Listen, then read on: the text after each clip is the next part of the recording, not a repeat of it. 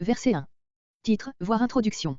David annonçait la fidélité de Dieu dans la grande assemblée du peuple élu, à Jérusalem, psaume 40.10, l'Ecclésiaste ne s'adresse à aucun auditoire particulier, mais se représente, réunis autour de lui, les hommes de tous les temps et de tous les pays. Verset 2. Versets 2 à 11 prologue. Versets 2 et 3 sujet de l'ouvrage. Au lieu d'être présenté sous la forme d'une thèse, comme ce serait sans doute le cas si nous avions ici un traité didactique, le sujet est indiqué avec toute la vivacité d'une impulsion personnelle. Une exclamation, vanité des vanités. Une question, quel profit l'homme retire-t-il? Tout notre livre est là. Entouré de vanité, l'Ecclésiaste cherche partout un profit, quelque chose de réel à saisir en fait de bonheur. Vanité des vanités. C'est sous cette forme que l'hébreu exprime le superlatif. Comparé, serviteur des serviteurs, Genèse 9.25, Saint des saints, Exode 16.33, Cantique des cantiques, etc. Vanité, souffle, chose éphémère, sans consistance, qui n'a que l'apparence, Genèse 4.2. Tout est vanité. Que tout soit vanité, c'est là la vanité suprême. S'il y avait une seule chose qui ne fût pas vaine, on pourrait prendre son parti de la vanité de tout le reste. Verset 3. Profit, littéralement, ce qui reste, déduction faite des non-valeurs, des illusions, des déceptions. Montrez-moi un résultat certain et durable du travail de l'homme pendant sa vie et je rétracte mon affirmation. Verset 4. Versets 4 à 8. À l'appui des versets 2 et 3, l'auteur trace le tableau de l'agitation stérile de toute chose ici-bas. L'homme est en quelque sorte placé, lui si faible, au milieu d'immenses rouages, qui fonctionnent sans relâche, astre, verset 5, R, verset 6, O, verset 7, et qui frappent incessamment ses yeux et ses oreilles, verset, émoticône n'en croyant pas ses yeux, mais ne le satisfont jamais par la constatation d'un progrès. Le nom de Dieu est absent de ce morceau, nous avons ici le spectacle que l'univers présente à qui le considère en lui-même, abstraction faite de sa relation avec son Créateur et son Maître. Les générations se succèdent, verset 4, sans qu'un pas semble avoir été fait vers un meilleur état des choses, vers un profit réel, vers un repos, le psalmiste reçoit de la contemplation de la nature et en particulier de celle du soleil et de sa course journalière, psaume 8.13, psaume 19.16, une impression toute différente, car il croit et il adore sans chercher à comprendre, tandis que l'Ecclésiaste est un sage qui veut arriver à se rendre compte du pourquoi des choses. Au reste, s'il fait ici abstraction de Dieu, il en viendra, en fin de compte, à lui donner la place d'honneur, la place suprême dans ses préoccupations, Ecclésiaste 12.15. Une génération s'en va. Voilà donc, s'écrit ici Jérôme, la terre, faite pour l'homme, qui subsiste et l'homme, le Seigneur de la terre, qui n'y vit qu'un jour.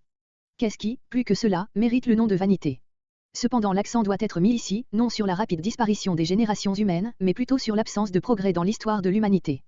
Subsiste toujours, la même. S'il y avait un progrès général, on accepterait plus aisément la brièveté de la vie. Verset 5. Et il se hâte. Voilà l'idée spéciale de ce verset. Le soleil ne se couche pas pour longtemps.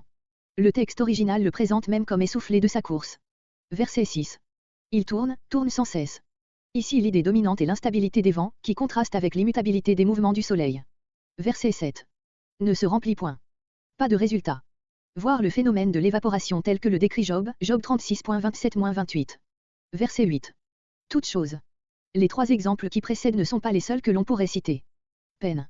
La création soupire et avec elle l'homme, dont les sens sont en quelque sorte condamnés aux travaux forcés à perpétuité. Verset 9. Verset 9 à 11 pas plus que dans la nature, rien de nouveau dans l'histoire. Sous des apparences diverses il n'arrive que des choses déjà arrivées. Si, parfois, verset 10, il semble qu'un fait nouveau va se produire, ce n'est, vérification faite, qu'un événement de peu d'importance, qui sera oublié par les générations suivantes, lesquelles ne laisseront à leur tour sur la terre qu'un vague souvenir. Ce qui a été, dans le monde inanimé. Ce qui s'est fait, par l'humanité. Verset 11. Point de souvenir. Si l'on s'imagine parfois assister à quelque chose de nouveau, c'est qu'on a perdu la mémoire des siècles passés et cet oubli prouve précisément qu'ils n'ont rien amené de marquant. Et, fin du verset, il en sera de même à l'avenir. Après ce préambule, l'auteur va parler de ses expériences personnelles et raconter comment il est arrivé au résultat qu'il vient d'exposer sommairement.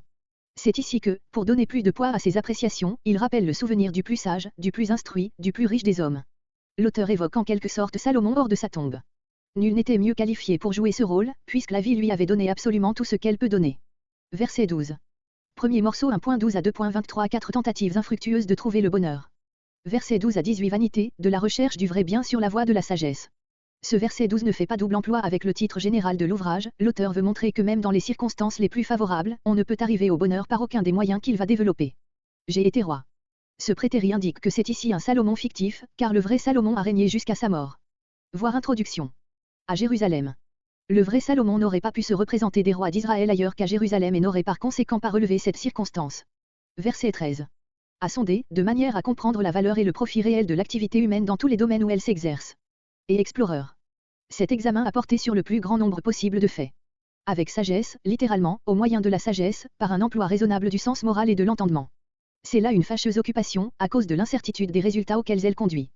Le mot que nous rendons ici par occupation et qui signifie tâche fatigante, est propre à l'Ecclésiaste, Ecclésiaste 2.23, Ecclésiaste 2.26, Ecclésiaste 3.10, Ecclésiaste 4.8, Ecclésiaste 5.2-13, Ecclésiaste 8.16. Que Dieu donne. Cette occupation, quoique pénible, rentre cependant dans les vues de Dieu. Pour qu'il s'y lasse et que la raison humaine soit amenée à constater son incapacité et son insuffisance. Verset 14.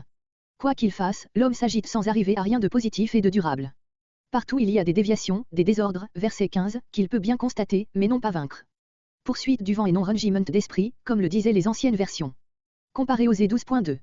Le mot ainsi rendu, route, ne se trouve, en dehors de notre livre, où il se rencontre cette fois, que dans la partie araméenne d'Esdras. Verset 15.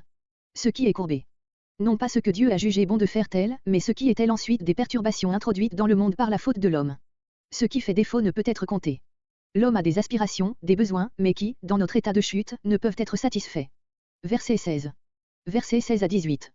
Comme je m'étais livré à la recherche du bonheur sur la voie de la sagesse, l'insuccès de mes efforts a rejailli sur la sagesse, elle-même. Car impossible de dire que je n'en eusse pas assez, verset 16, ou que je l'ai compromise en y mêlant la folie, verset 17. De cela je conclus que la sagesse n'est bonne qu'à attrister par la constatation que tout est vanité, y compris elle-même. Tous ceux qui ont régné avant moi à Jérusalem. Salomon était le second roi qui régna à Jérusalem, mais notre auteur, vivant beaucoup plus tard et ayant présent à la pensée toute la suite de rois issus de David, en place, par un anachronisme voulu sans doute, la mention dans la bouche de son Salomon fictif, voire introduction.